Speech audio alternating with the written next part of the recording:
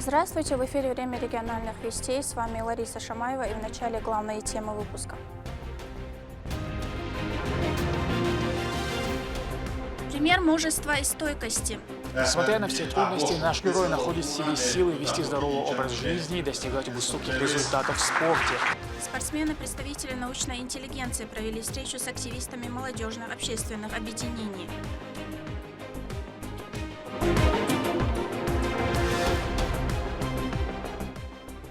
Закрепление алгоритма действий. По легенде, площадь возгорания 30 квадратных метров. После прибытия спасательные службы начинают немедленную ликвидацию. Межведомственные пожарно-тактические учения прошли в Грозненском соединении Росгвардии.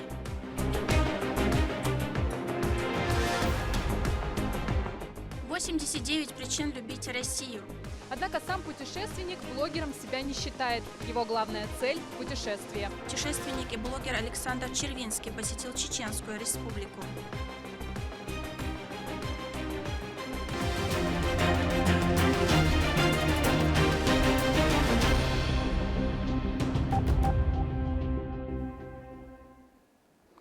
Рамзан Кадыров стал победителем в номинации за лучший вклад главы субъекта Федерации в развитие городов региона.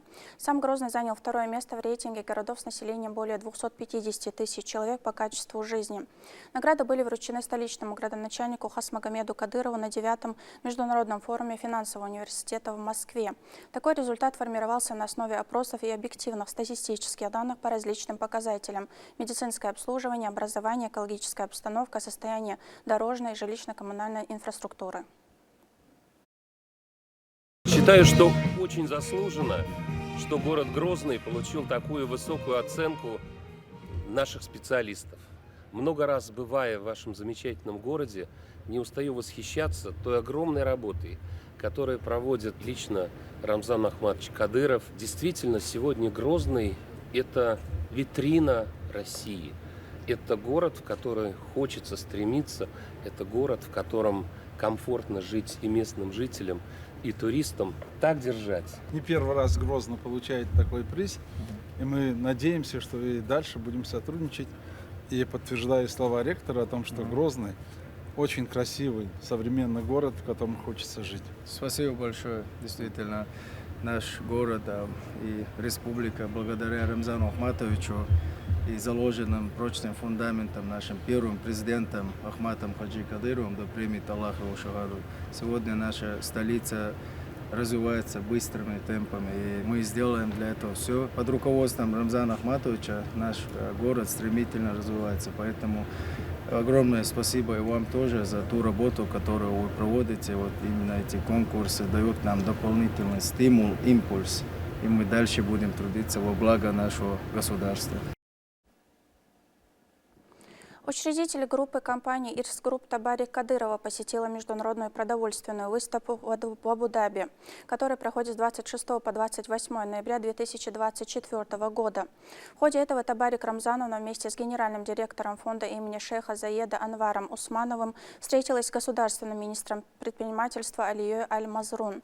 Участники обсудили совместные усилия в области продовольственной безопасности и сельскохозяйственных инноваций. Данный форум стал значимой платформой для обсуждения несущих проблем, связанных с голодом и обеспечением устойчивого развития.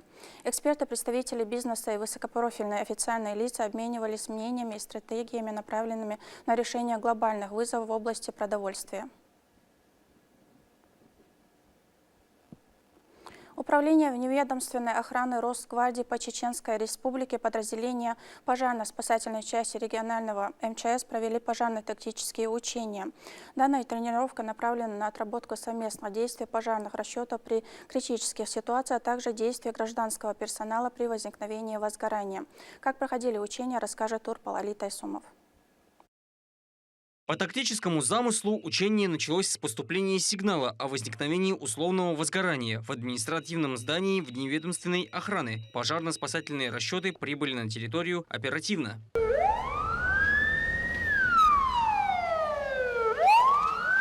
Учение проводится управлением вневедомственной охраны Росгвардии по Чеченской республике и подразделения пожарно-спасательной части регионального МЧС. Пожарные подключают шланги, открывают баллон с кислородом и готовятся попасть внутрь за считанные секунды. По легенде, площадь возгорания 30 квадратных метров. После прибытия спасательные службы начинают немедленную ликвидацию чрезвычайной ситуации.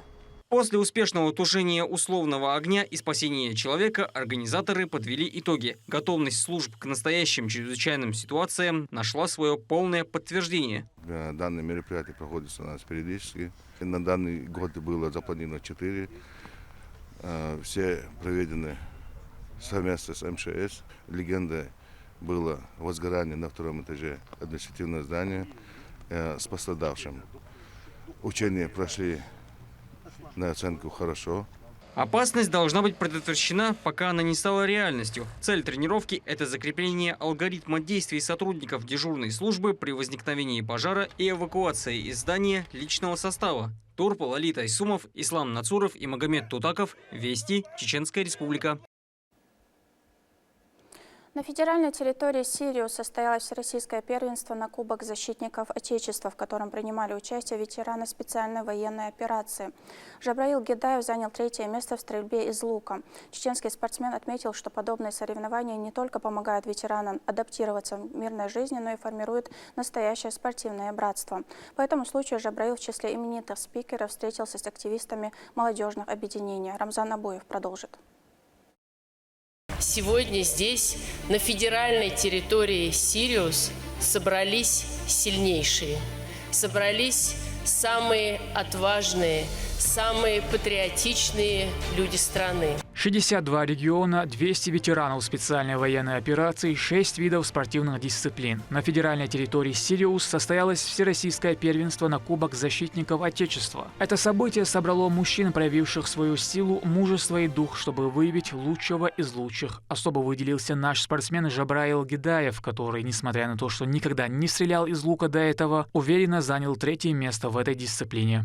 Nohčiču представлять tieši Orzotāku, nohčiču представлять tieši česoca ledarģāvo gaitcelāš za dēlu inietams un dači gāči savu čempionu šubaru. Tācā vai nohčiču vārsa hoto, tā mēlāš savu motivāciju un padnētina.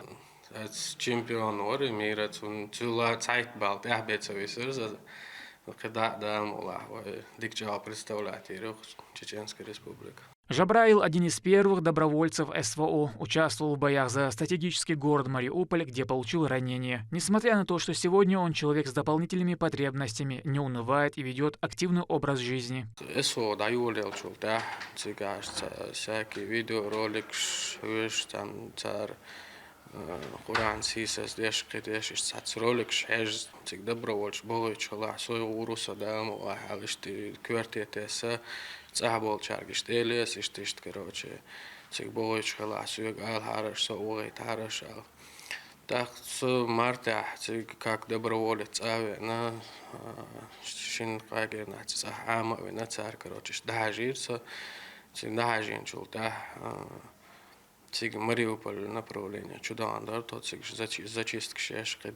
Он подопечный чеченского филиала фонда «Защитники Отечества». В организации предложили ему поучаствовать в соревнованиях. За свои достижения его наградили благодарственным письмом. Хотелось бы выразить в первую очередь огромную благодарность министру спорта Ахмату Рамзановичу Кадырову, который поддержал нас финансово, помог и вообще всячески помогает Государственному фонду поддержки участников специальной военной операции. Мы очень рады, очень горды. Очень приятно, когда ты находишься на таких мероприятиях всероссийского уровня и подходят, когда видят надпись «Чечня», подходят, благодарят с уважением, с восхищением относятся, рассказывают про то, как наши ребята ведут себя на СВО. Такие выдающиеся представители современности служат ярким примером для молодого поколения. Жабраил в числе спикеров, именитых спортсменов и представителей научной интеллигенции, которые собрались на встрече в Министерстве по физической культуре и спорту с активистами молодежных общественных объединений. Говорили о незыблемости духовно-нравственных ценностей, важности патриотизма и гражданской активности. Мастера боевых искусств, обладатель черных поясов. Именитые спортсмены провели мастер-класс по боевым видам спорта и охотно раскрывали секреты, показывали, как ставить блоки, начинать атаку и проводить комбинации ударов. Сами участники отметили значимость подобных мероприятий для личного роста молодежи, подчеркнув, что они своими достижениями вдохновляют и мотивируют. Как мы знаем, глава Чеченской Республики, герой России Рамзан Ахматович Кадыров уделяет большое внимание правильному воспитанию молодежи. Сегодня у нас в гостях участник боевых действий СВО, также и мастера боевых искусств, которые рассказывают и показывают, как должен вести себя настоящий чеченец, настоящий конах. И мы надеемся, что данное мероприятие пойдет во благо молодежи. Всероссийское первенство стало не только важным спортивным событием, но и символом сплоченности и уважения к тем, кто защищает Родину, ярким достижением отечественного паралимпийского движения. Несмотря на все трудности, наш герой находит в себе силы вести здоровый образ жизни и достигать высоких результатов в спорте. Его воля, моральная стойкость, выносливость и трудоспособность не имеют пределов. Он яркий пример для молодого поколения.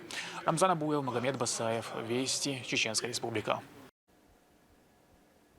В столице прошел республиканский турнир по шахматам «Ноябрь-2024» среди детей и взрослых в рамках серии «Гран-при войнах».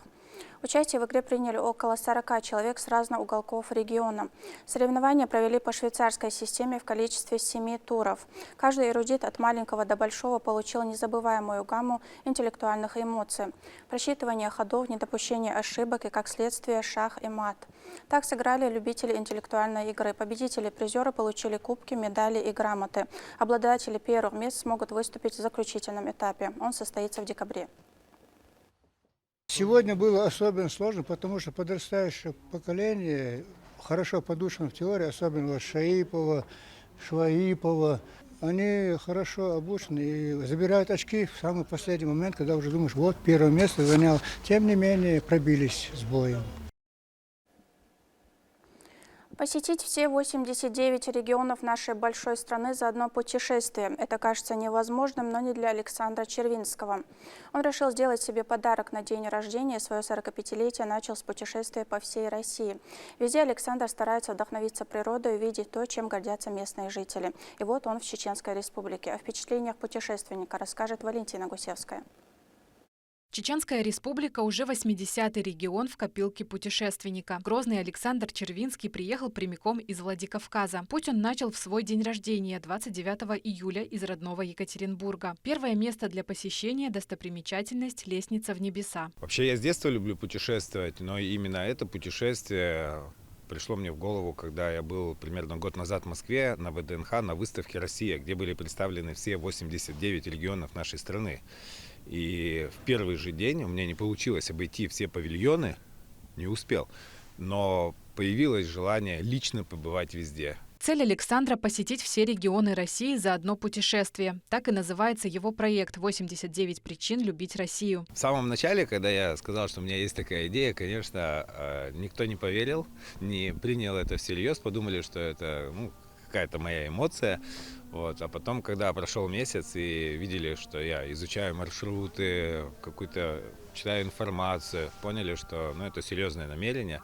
И я стал копить деньги на это. В целом, моя семья меня поддерживает, и они считают, что я должен до конца пройти этот путь, везде побывать. И они, конечно же, меня ждут. За 121 день пути случались самые разные истории и знакомства. Вот и в Грозном при случайной встрече с туристами из Якутии Александру есть что с ними обсудить. В Якутске там познакомился с танцевальной школой, есть завод. Да. Вот. По жизни Александр профессионально занимается хореографией. Продал свой бизнес, школу уличного танца и отправился в путешествие. И вот за плечами уже 38 тысяч километров. Больше всего впечатлила Камчатка. Океан во всей своей красе. Место, где впадает река, которая течет вот оттуда. Она впадает в океан. Идет и впадает.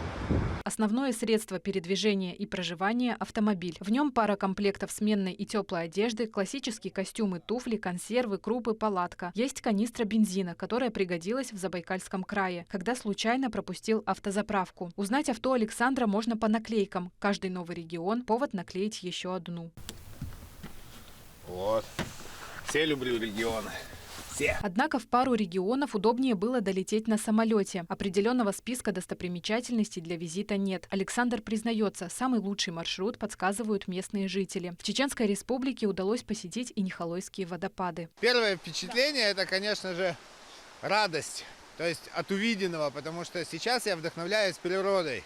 Я живу в городе и мало такого вижу. Да, я стараюсь, конечно, выезжать, но все равно в этом путешествии чаще всего меня радует природа. В дороге появилось также желание побывать в самых крайних городах страны. Певек, Анадырь и Балтийск уже пройдены. На очереди самый южный город Дербент. В каждой новой локации Александр записывает видео для своего телеграм-канала. Там он публикует свои впечатления. Однако сам путешественник блогером себя не считает. Его главная цель – путешествие.